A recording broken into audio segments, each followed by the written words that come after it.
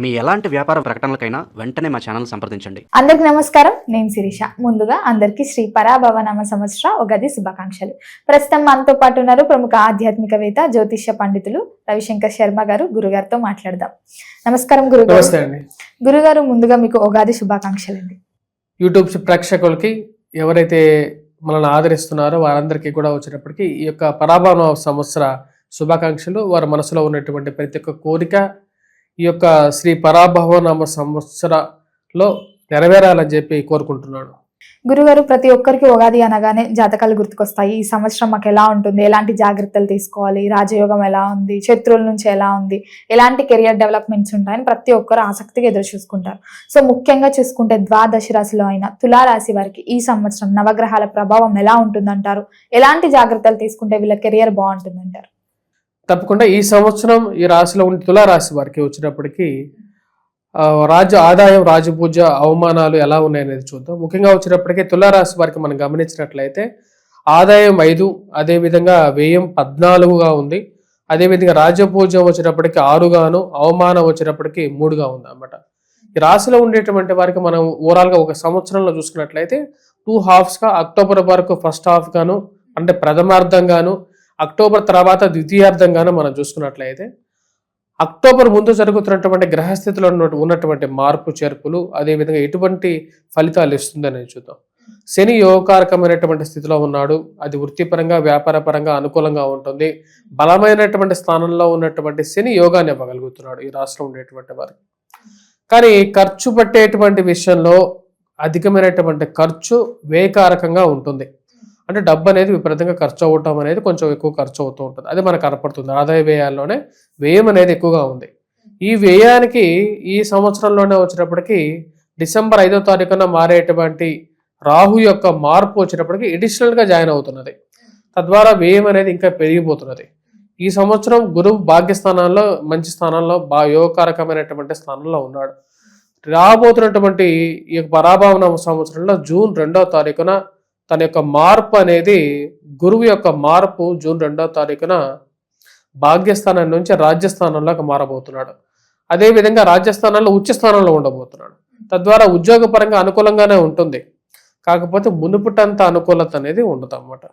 కాకపోతే ఈ సంవత్సరంలో వీరంతా అధైర్యపడాల్సినటువంటి అవసరం కూడా లేదు. సెకండ్ హాఫ్లో గురువు యొక్క మార్పు అనేది యోగాన్ని ఇవ్వగలుగుతుంది.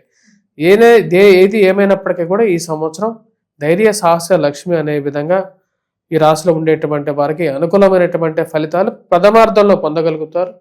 ఉద్యోగపరంగానూ అనుకూలంగా ఉంటుంది. కొన్ని సమస్యలు అనేవి ఎదురవుతుంటాయి.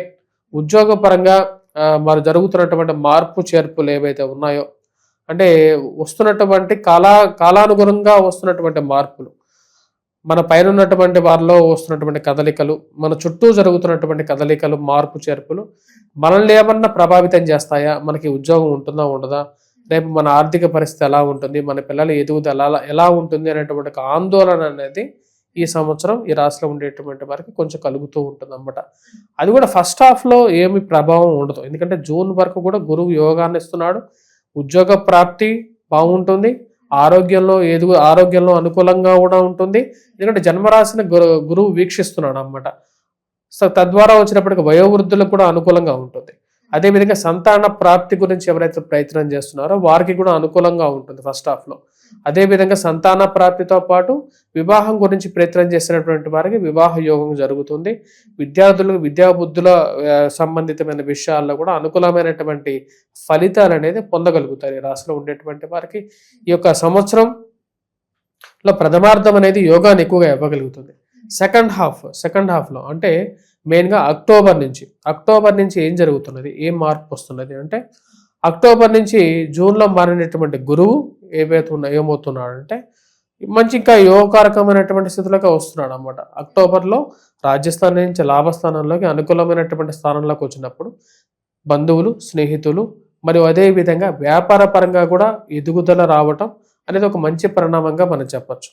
అదేవిధంగా ఈ రాశిలో ఉండేటువంటి వారికి ఈ సంవత్సరం మెయిన్గా వీళ్ళు కొన్నటువంటి, ఇన్వెస్ట్ చేసినటువంటి స్టాక్స్ కానీ, వ్యాపార పరంగా వీరికి చేస్తున్నటువంటి ఏవైతే ఉన్నాయో వాటిలో మంచి లాభాన్ని స్వీకరించగలుగుతారు. అదేవిధంగా విద్యా సంస్థల్లో పనిచేస్తున్నటువంటి వారు కానీ, బుక్ స్టాల్స్లో పనిచేస్తున్నటువంటి వారు, బుక్ షాప్ యజమానులు కానీ, హోటల్స్ టీ స్టాల్ యజమానులు, వీరందరూ కూడా వచ్చేటప్పటికి వారి జీవితంలో అంటే ఆ యొక్క పీరియడ్లో మెయిన్గా వచ్చేటప్పుడు October, November, December to January కూడా వచ్చేటప్పటికి అక్టోబర్ ఎండింగ్ నుంచి గురువు అతిచార స్థితిలోకి తన యొక్క మార్పు జరుగుతుంది. ఆ యొక్క పీరియడ్లో ఫైనాన్షియల్గా ఎర్న్ చేయగలుగుతారు. వాళ్ళు కొన్నటువంటి ఇంతకుముందు ఇన్వెస్ట్ చేసినటువంటి స్టాక్స్లో కానీ, భూమిలో కానీ మంచి రేటు పలకటం అనేది ఒక మంచి పరిణామంగా చెప్పొచ్చు. ఈ యొక్క సంవత్సరంలో సెకండ్ హాఫ్ కూడా కొంచెం అనుకూలంగానే ఉంటుంది. మరి ఈ సంవత్సరం ఈ రాశిలో ఉండేటువంటి వారు సెకండ్ హాఫ్లో కానీ ఫస్ట్ హాఫ్లో కానీ దేని గురించి భయపడాలి అంటే మనం అడిగినట్లయితే మెయిన్గా వీరికి కొంచెం డల్ టైం కూడా ఉందన్నమాట. ఉండేటువంటి డల్ టైం ఎప్పుడంటే ఎగ్జాక్ట్గా చెప్పాలి అంటే జూన్ 2 నుంచి స్టార్ట్ అవుతుంది, అక్టోబర్ వరకు కొంచెం డల్గా ఉంటుంది ఈ సంవత్సరం. అంటే సెకండ్ హాఫ్లో ఇంచుమించు సెకండ్ హాఫ్ ఫస్ట్ హాఫ్ మధ్యలో ఉండేటువంటి పీరియడ్ కొంచెం డల్ టైంగా చెప్పొచ్చు. అదేవిధంగా గురువు యొక్క స్థితిలో మార్పుతో పాటు ఈ సంవత్సరం డిసెంబర్ 5వ తారీఖున రాహుకేతువుల యొక్క సంచారం జరుగుతుంది. అంటే సెకండ్ హాఫ్లోనే జరుగుతున్నది. ఆ సెకండ్ హాఫ్లో జరిగేటువంటి మార్పులు కొంచెం ఎఫెక్ట్ చేస్తాయి వీరిని. మెయిన్గా ఎక్కడ ఎఫెక్ట్ చేస్తాయంటే ఇన్వెస్ట్మెంట్ చేసినటువంటి సెకండ్ హాఫ్లో డిసెంబర్లో మీరు ఏదైనా కొనాలి అని చెప్పి ప్రయత్నం చేసినట్లయితే ఆ పీరియడ్లో కొంచెం జాగ్రత్తగా కొనాలి. అంటే హౌస్ పర్చేజ్ చేయాలనుకున్నా సరే సెకండ్ హాఫ్లో డిసెంబర్ తర్వాత ఆ డాక్యుమెంట్స్ని 1-2 సార్లు చెక్ చేసుకున్న తర్వాత చేయాలి. వీరికి గృహయోగం అనేది కూడా ఈ సంవత్సరం ఉంది, సొంత గృహయోగం ఉంది. అదేవిధంగా వాహనం కొనాలని చెప్పి చేసేటువంటి ప్రయత్నాలు కూడా లాభించే విధంగా ఉంటుంది. మరియు అదేవిధంగా పిల్లల సంతాన ప్రాప్తి గురించి ప్రయత్నం చేసేటువంటి వారికి సంతాన యోగం అనేది కూడా ఈ సంవత్సరం పొందగలుగుతారు. ఈ సంవత్సరం ఈ రాశిలో ఉండేటువంటి వారికి అనుకూలమైనటువంటి ఫలితాలు ఉన్నప్పటికీ సెల్ఫ్ డ్రైవింగ్లో జాగ్రత్తగా ఉండాలి. ఎందుకంటే రాహు అర్ధాష్టమ స్థితిలోకి వస్తున్నాడు. అర్ధాష్టమ స్థితిలోకి డిసెంబర్ 5వ తారీఖున వచ్చేటువంటి రాహు ఇంచుమించు అర్ధాష్టమ శని ప్రభావాన్ని ఇస్తాడు. అంటే అర్ధాష్టమ శనిలో ఎలాగైతే ప్రాబ్లమ్స్ ఏర్పడతాయో అంటే మెయిన్గా హౌస్, అదేవిధంగా మన యొక్క ఆర్థికమైనటువంటి మూలాల మీద దాని యొక్క ప్రభావం అనేది ఉంటుంది. కాబట్టి ఆ యొక్క మూలాల మీద కొంచెం జాగ్రత్తగా మన యొక్క దృష్టిని కేంద్రీకరించి ఉన్నట్లయితే సరిపోతుంది. డిసెంబర్ తర్వాత నుంచి కొంచెం జాగ్రత్తలు అనేవి తీసుకోవాలి. సెల్ఫ్ డ్రైవింగ్లో మెయిన్గా జాగ్రత్త అనేది తీసుకోవాలి. గురుగారు, ముఖ్యంగా ఈ రోజులలో చాలా మందికి ఆర్థిక ఇబ్బందులు ఎక్కువ ఉంటున్నాయి, అప్పుల బాధలు. సో ఈ సంవత్సరంలో వీళ్ళకి అప్పుల బాధలు తీరే ఛాన్సెస్ ఉన్నాయి అంటారా? ఈ సంవత్సరం ఈ రాశిలో ఉండేటువంటి వారికి అప్పుల బాధలు తీరడానికి అవకాశం ఉంది. ఎందుకంటే గురువు నాట్ ఇన్ బ్యాడ్ పొజిషన్లో లేడు, మంచి స్థానంలోనికి వస్తున్నాడు అన్నమాట. ఉచ్చ స్థానంలో కూడా 10th పొజిషన్లో అయితే ఉచ్చ స్థానంలోకి చెప్పచ్చు. రాజ్యస్థానంలో ఉచ్చ స్థానంలోకి వస్తున్నాడు. కెరియర్ పరంగా కొన్ని అడ్వాంటేజెస్, అచీవ్మెంట్స్ కూడా వీళ్ళు ఎక్స్పెక్ట్ చేయడానికి ఉంది. అక్టోబర్ తర్వాత అది మంచి ఫలితాలు కూడా ఇవ్వగలుగుతుంది. అప్పులు ఏవైతే ఉన్నాయో అవన్నీ తీరటానికి, అదేవిధంగా ఈ సంవత్సరం ఈ రాశిలో ఉండేటువంటి వారికి మెయిన్గా ఒక అడ్వాంటేజ్ కూడా ఉంది. ఏంటంటే సింహరాశిలోకి కుజుడు వక్రగతిలోకి వెళ్తున్నాడు అన్నమాట. సో కాబట్టి సింహరాశిలో ఎక్కువ సమయం ఉండటానికి అవకాశం అనేది ఉంది. అంటే కుజ స్తంభన జరుగుతుంది. ఎప్పుడు జరుగుతుంది? జనవరిలో జరుగుతుంది అన్నమాట. జనవరి 2027లో జరుగుతుంది. ఆ యొక్క సమయంలో ఈ యొక్క కుజ స్తంభన ఏదైతే ఉందో అది భూ సంబంధితమైనటువంటి లావాదేవీలు, మధ్యవర్తి పంచాయతీలు, భూమి కొనటం కానీ, రియల్ ఎస్టేట్లో పనిచేస్తున్నటువంటి వారు 10 రూపాయలు ఎక్కువగా సంపాదించడం కానీ, ఇవన్నీ పాజిటివ్గా జరుగుతాయి. సో ఇవన్నీ జరిగేది ఎప్పుడు? 2027 జనవరి. సో కాబట్టి అవన్నీ వీరికి అడ్వాంటేజ్గా మారటానికి ఎక్కువ సమయం పట్టదు. గురుగారు, మరి నక్షత్ర ఫలితాలు ఎలా ఉన్నాయంటారు తులారాశి వారికి?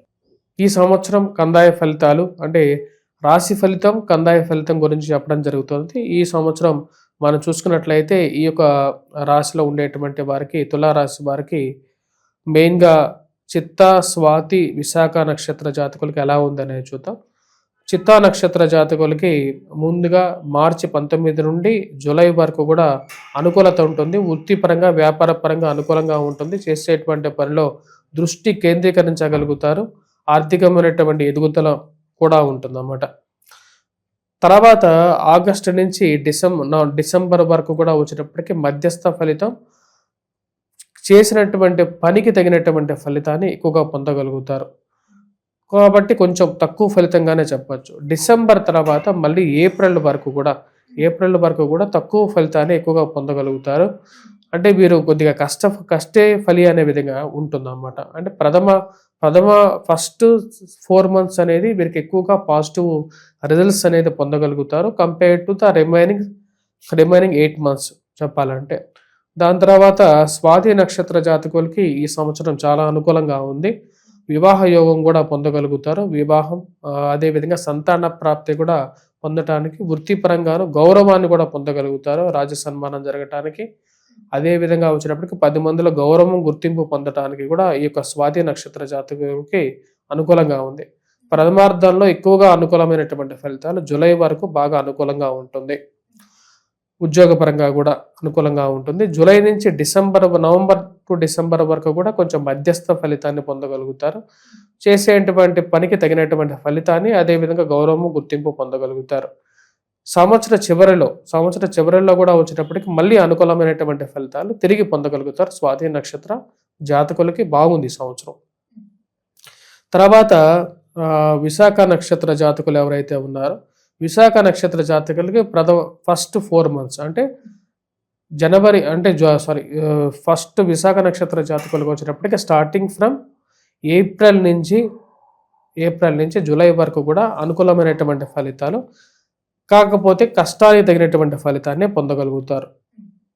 కానీ ఈ యొక్క సమయంలో వీరికి వచ్చేటువంటి ఫలితం అనేది మిగతా సంవత్సరంలో పోల్చుకుంటే చాలా మంచి ఫలితంగానే చెప్పచ్చు. మిగతా సంవత్సరంలో అంటే జూలై నుంచి డిసెంబర్ వరకు మిశ్రమమైనటువంటి ఫలితాలు, తక్కువ ఫలితాన్ని పొందగలుగుతారు. అంటే ఒక పని జరగాలంటే 100 సార్లు ప్రయత్నం చేయాల్సినటువంటి పరిస్థితి ఏర్పడే విధంగా ఉంది. అదేవిధంగా డిసెంబర్ నుంచి కూడా ఏప్రిల్ వరకు కూడా తక్కువ ఫలితాన్ని పొందే విధంగా ఉంటుంది. కష్టానికి తగినటువంటి ఫలితం గురించి ఎక్కువగా ప్రయత్నం చేయాల్సినటువంటి పరిస్థితి అనేది ఏర్పడే విధంగా ఉంటుంది. కాబట్టి విశాఖ నక్షత్ర జాతకులు ఉద్యోగపరంగా మార్పు చేర్పుల గురించి చాలా జాగ్రత్తలు తీసుకోవాలి. స్వాతి నక్షత్ర జాతకులకి అనుకూలత, చిత్తా నక్షత్ర జాతకులకు కూడా అనుకూలమైనటువంటి ఫలితాలే గోచరిస్తూ ఉన్నాయి. గురుగారు, మరి ఈ సంవత్సరం అంతా ఇంకా అనుకూలంగా ఉండాలంటే ఏ దైవాన్ని పూజించమంటారు? ఎలాంటి పరిహారాలు చేసుకోవచ్చు అంటారు? ఈ సంవత్సరం ఈ రాశిలో ఉండేటువంటి వారు అనుకూలమైనటువంటి ఫలితాలు మరిన్ని పొందాలి అంటే మేధా దక్షిణామూర్తి శ్లోకాన్ని పఠించడం అనేది ఉత్తమమైనటువంటి ఫలితాలు ఇవ్వగలుగుతుంది.